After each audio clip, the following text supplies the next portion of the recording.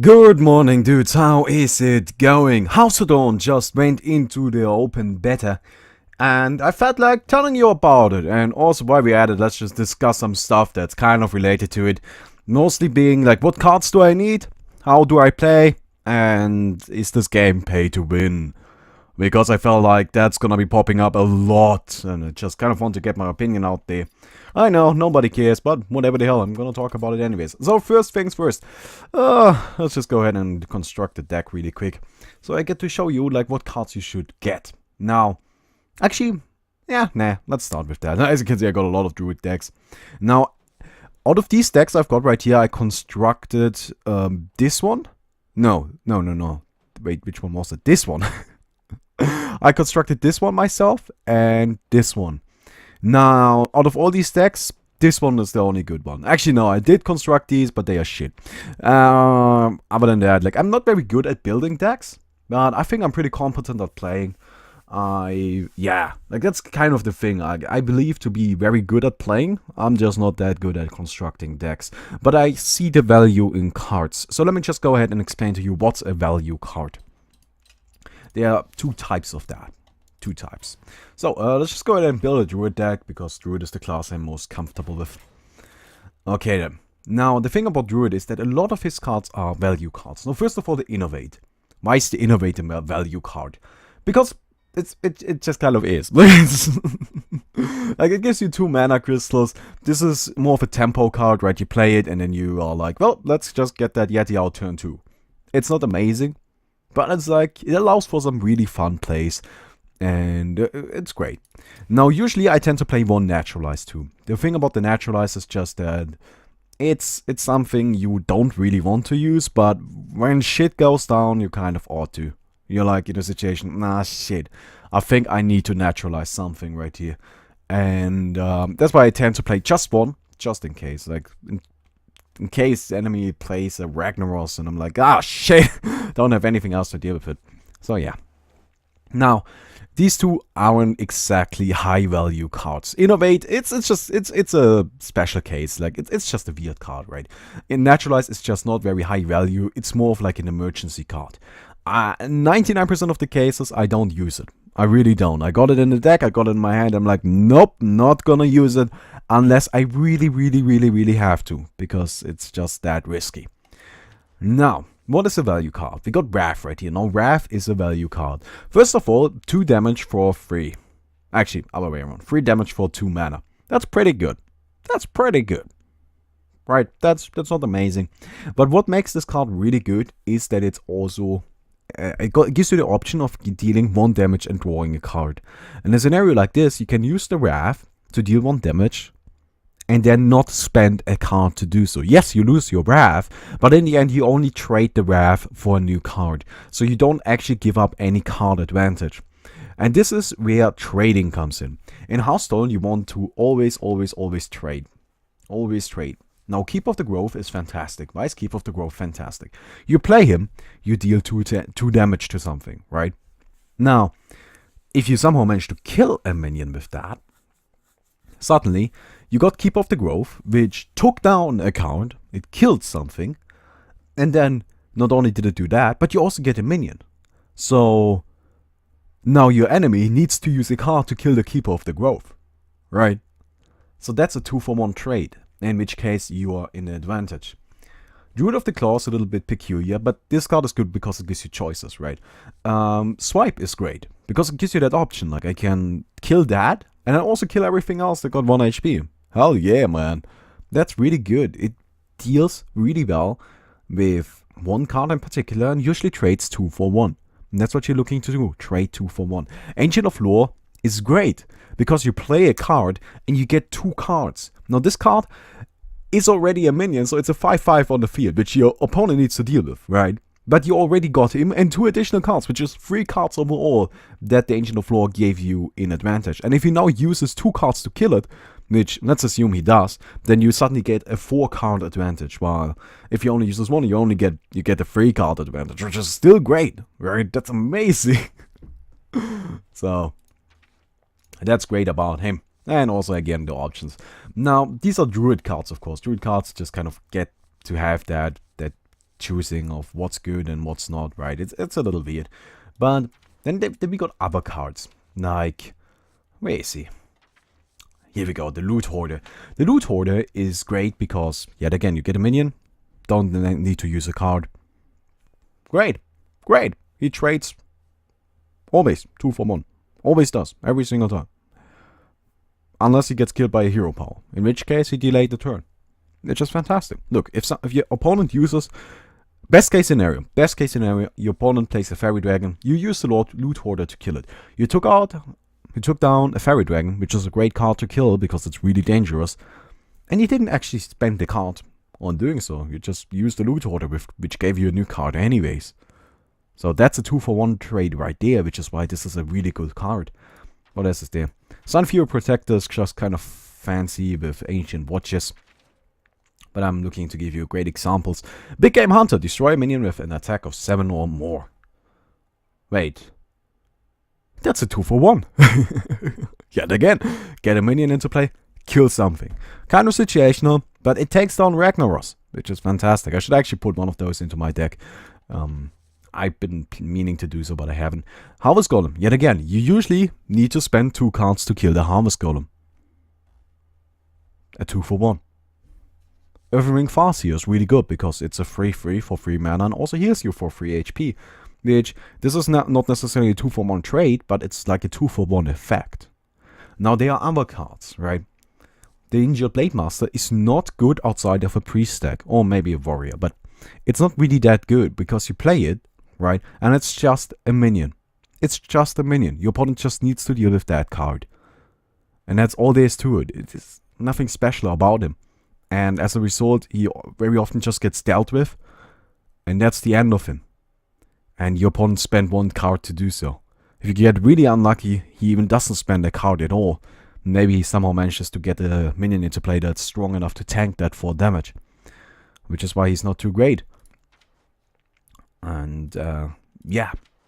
Now, of course, there are some cards like the Shadowstone Cleric, which are just fantastic because you can give another minion the +1/+1, which is essentially a 1 damage nuke, right? And stuff like that. Now, the Yeti is a different kind of card. What makes the Yeti amazing is the fact that he's just so tough to deal with. At 4 mana, nothing deals 5 damage. Well, of course, the Ancient Brewmaster does, but who the hell plays that, right? Nothing deals 5 damage. That's just not a thing. So he always trades 2 for 1, even though it's just a very simple card. But that's why the Chillwind Yeti is so powerful. And then, of course, we got some of the legendaries, right? Or wait, this right here gives you another card, right? Twilight Drake. It's just great because it's a really strong minion. He's like the Chillwind Yeti. But he tends to be stronger, unless he gets silenced. But we got Argent Commander. Play him, get a minion, deal 4 damage. Great! That's a 2 for 1. He always trades 2 for 1. Sylvanas. Sylvanas is the best example for this. You play it, you got a 5/5. Your opponent needs to spend a card to deal with it. If he does that, Sylvanas dies and takes over a minion. So that's a 2 for 1 every single time. It's even better than that. It's more like a 3 for 1, because not only does it kill an enemy minion, but it takes it. Which is great. Of course, Ragnaros is just powerful. But yeah, that's the general idea. You always want cards that trade 2 for 1. Those are the really good ones. Those are the really powerful cards.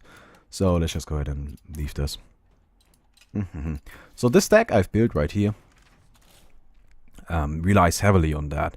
It's actually pretty efficient in what it does now.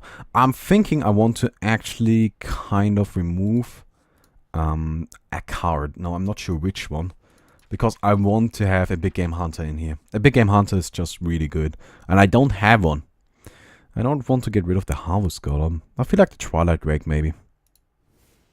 I'm just gonna try for it. Just gonna get a Big Game Hunter in there. Twilight Drake, he's kind of an iffy card. Actually, the more I think about it, I kind of like the idea of just getting rid of it entirely, putting another Harvest Golem in. Nah, I don't know. Let's actually try that. Or should we? Nah, I'm gonna... nah, let's do that. Let's go ahead and get rid of the Twilight Drake and put another Harvest Golem in. So this is the deck I've currently been playing with. I mostly constructed this myself, though. I took a peek at some of the high-level decks, right? This is not all my idea. This is just kind of what everybody else does. Something similar to this. And it works really well, because currently a lot of hunters are running around that want to charge. And this deck got like 10 taunts in it, like potentially 10. Because this one, that's 4, right? That's 4 taunts. That's another 4, and then I got 2 in the Druid of the Claw. Like, it just deals really well with that. And yeah, so this is my deck right now. That's the one I've been playing with. Now, is this pay to win? Because look at it. Like, it's crazy. There's like 3 legendaries in there. Is there? Nah, 2. There's 2 legendaries in there. I got Ragnar's and Sylvanas, and we got this is 2 epics, and what else? This is a rare and another rare, and then just like another epic. Great, another rare, and what the hell? Like, who the hell got all these cards? That's ridiculous. And, well, yeah, I see your point. I see your point. Now, that doesn't mean I agree, though. I don't believe that Hearthstone is pay to win. I don't. I can definitely see where the line of reasoning is coming from. You need to pay, right? It's really that simple. You need to pay if you want to compete at a high level. That is true. Nobody is going to argue with that. Because if you don't pay, then you need to invest so much fucking time to get all the cards. It's ridiculous, right? People always bring up that argument where it's like, yeah, well, you can get all of these super legendary rare thingies if you really play a lot. And that's true. Technically. But let's be honest. That doesn't fucking happen, right? Who does that? Like, it's crazy. The Hearthstone, I think, is fair because, well, it gives you a booster pretty much every other day, thanks to the quest. Like, right now, I got a quest. I haven't done it yet, but it's gonna give me another 40 gold with Shaman or Warlock, right? And, well, then I can buy another booster, which is pretty neat. And then if I get lucky, I get another legendary. No, since it's me, I vote, but that's not the point. I just get shit all the time. But isn't this pay to win, then? Well, I guess... kind of, but let me give you a different point of view. If you want to play Hearthstone, you can do so for free. You can play very easily and you can win.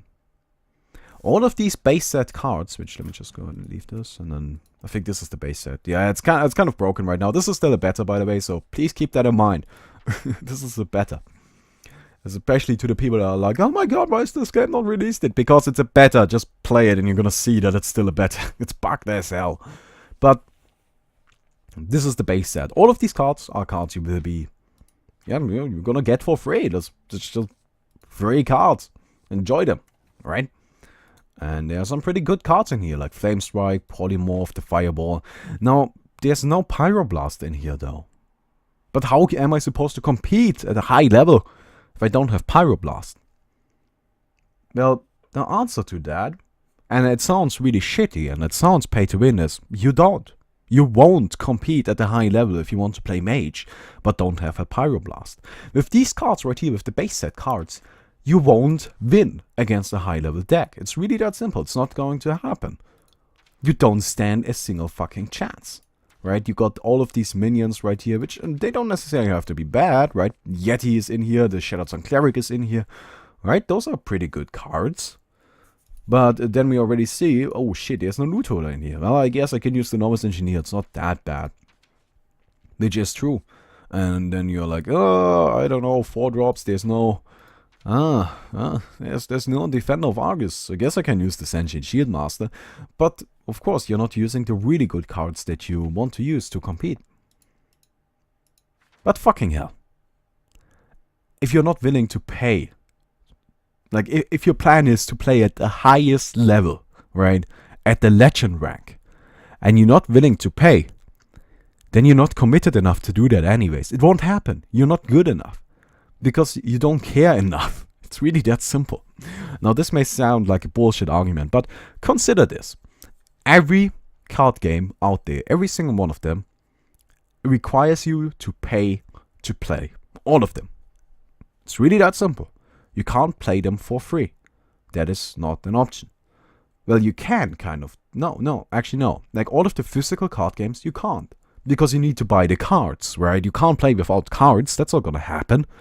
And if you want to compete at a really high level, fucking hell, all of these cards are super rare. I remember in Yu-Gi-Oh! When I used to play that competitively, but when I used to do that, some of those cards were just like 100 euros, and I'm like, well, fuck, I can't afford those, and so I didn't.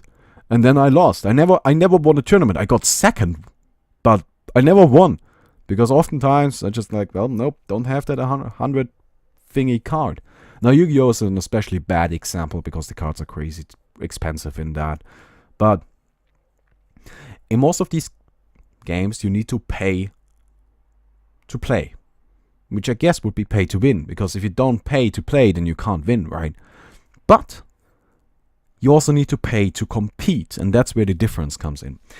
In Hearthstone, if you just use these base cards, you can play and you can win. It's fine. It's really possible. Like, some of these cards are fantastic. Arcanine Reaper is really good. Shield Block is really good. Corcoran Elite, not amazing, but you can play with that. The Fiery Warwick's one of the best cards in the game. You can compete with this against other players that are only at this level, against other players that are not willing to actually buy cards. If you're playing on that level, you can play, you can have fun. It's great, it's a fun time. Nobody's gonna judge you. But if you want to compete at the very high level, you're not gonna be able to do so. And that's why I think Hearthstone is not pay to win, because at the very high level, it doesn't come down to who got the better cards. That's not the thing that happens, right? Once you get rank past, I guess, 5 or something, right? That's not a thing that happens. People don't win because they have better cards. That's just not the case, because everybody got all the cards. Everybody got them. Everybody can build all the decks. It's not an issue. So it's not pay to win there. But you, as a base set player, won't be able to compete with those cards. You will just lose. So it's kind of separated. There are these players that are playing to compete, and then there are casual players.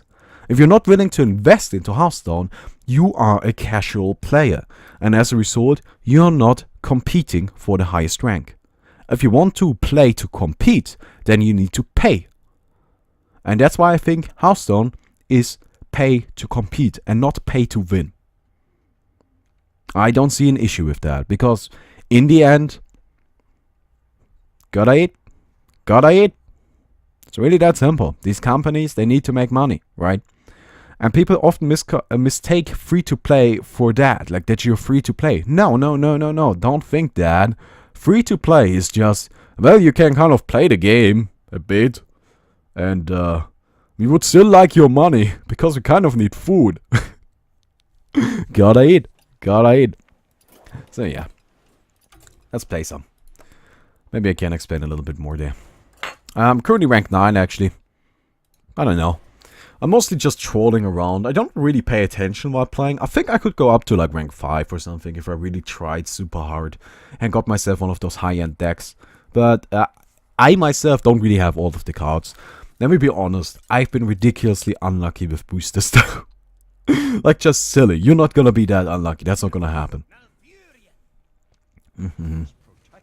Oh, hello there. Well, that's kind of shitty. I don't know if I want to keep both innovates. Would make for a fun play, maybe. Ah, come on. Okay, gimme. No. Ah, that's not what I wanted.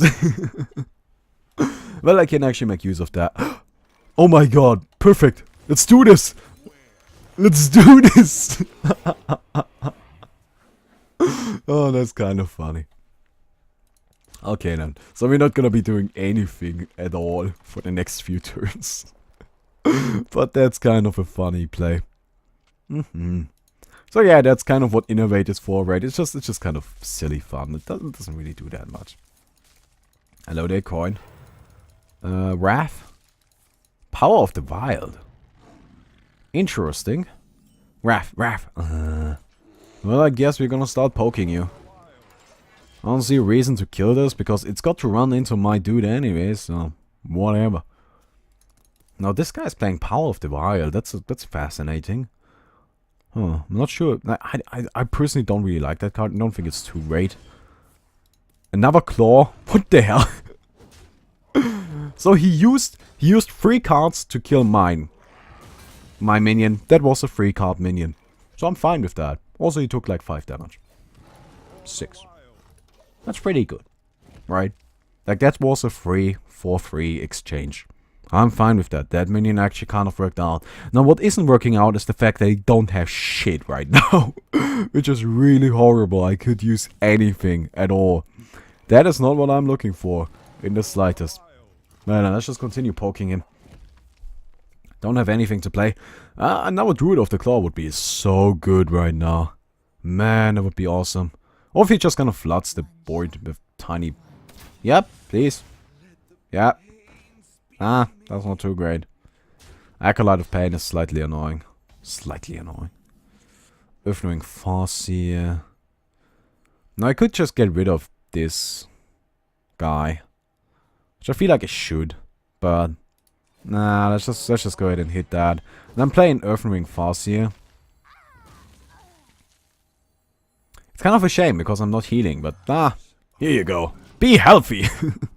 Be a healthy golem, will ya?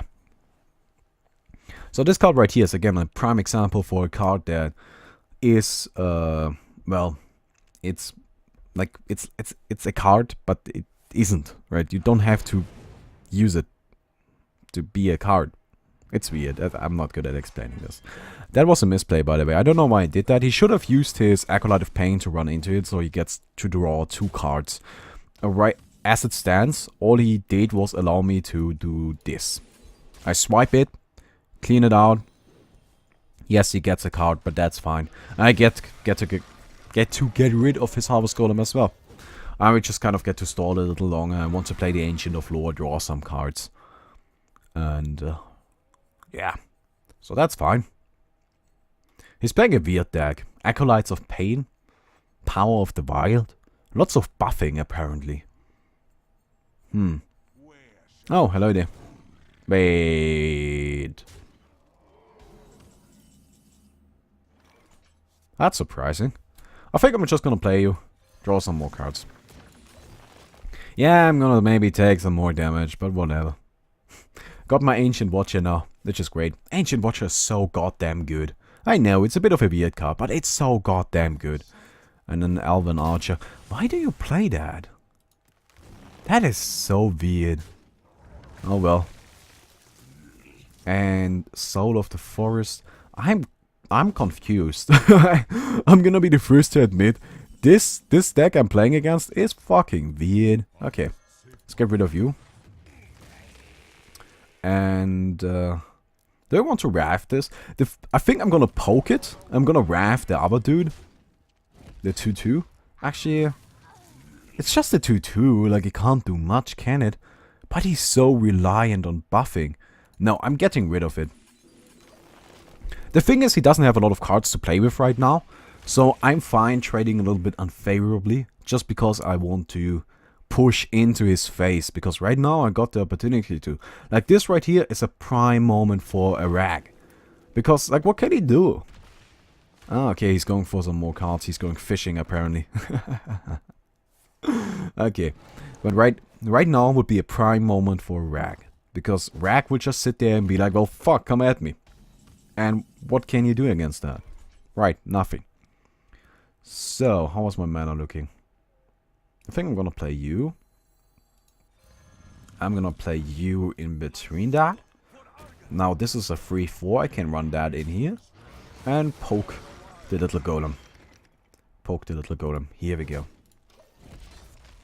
I guess I don't need to explain why the Defender of Argus is fantastic. Oh, this deck is a little bit more expensive, right? Because we got Sunfury Protector, which is a rare.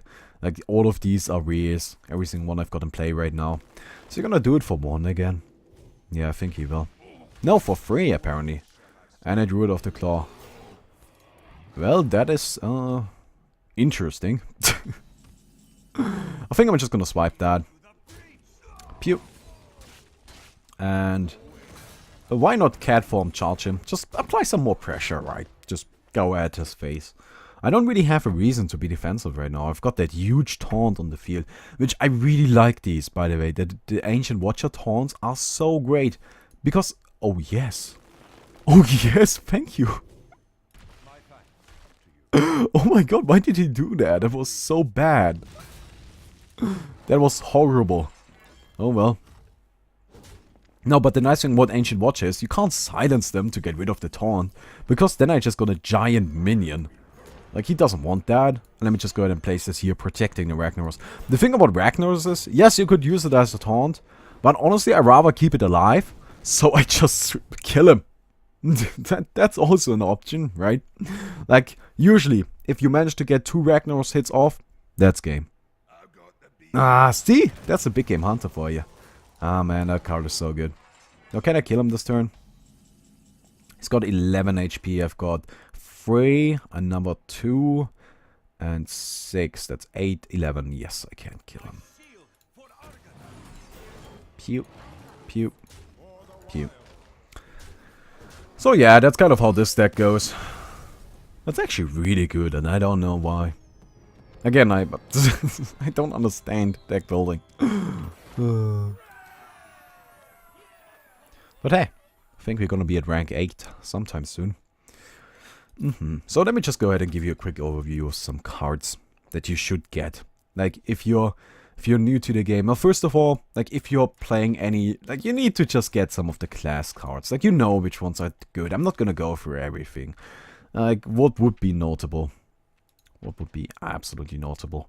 If you're playing Warrior, you definitely need a Gore Howl. Like, this card is just kind of, yeah, you need one, right? Same for Mage. If you're playing Mage, you need Pyroblasts and Blizzards. Like, that's just kind of the thing that goes there. And Ice Block, for that matter. And, well, I don't know anything about Hunters or whatever. But in terms of regular cards, like, cards that are really good would be the Archer Squire and the Elven Archer. And maybe the Leperno. But Elven Archer is a free card anyway, so these two are just commons, right? So that's not too crazy. Ancient Watcher, if you want to build a deck around it. It works really well. It's actually fantastic. Other than that, Loot Hoarder is great. It's just a common, right? You can get that. Fairy Dragon is also pretty good. Sunfury Protector, I personally like a lot. Big Game Hunter, you need some. You need some Big Game Hunters. It's really that simple. It's just great. And of course, I'm telling you cards you need to compete. Like, these are just essentials, like really good ones. Defend of Argus. Yeah. Dark Iron Dwarf, maybe, though I'm not too sure anymore. I honestly don't like him that much after the patch. Twilight Drake and Azure Drake are both fantastic in a lot of decks, like in a lot of them. You might want to have one Abomination and one Faceless Manipulator. You don't need 2 of those, just 1 is fine usually. Getsuchin Auctioneer works really well with some decks, but he's kind of situational. So. Argent Commanders, you need those. You need Argent Commanders. Same for Sylvanas. Like, let me say this: if you are looking to get a legendary, just one, you have to pick either Sylvanas or Ragnaros, depending on which kind of deck you want to play. Both are amazing, but you kind of need to have one of them. Sunwalker is also really good, and yeah, other than that, the Giants, I myself don't have the Molten Giant, but Molten Giant and Molten Giant are also really nice, especially in Warlock decks. But yeah, so Hearthstone is free to play now, pay to win. It's available everywhere, just Google it, I'm sure you can find it. I hope you enjoyed the video. If you did, don't forget to leave a rating on the video. I don't know if I managed to actually get any points across or if I just completely wasted your time.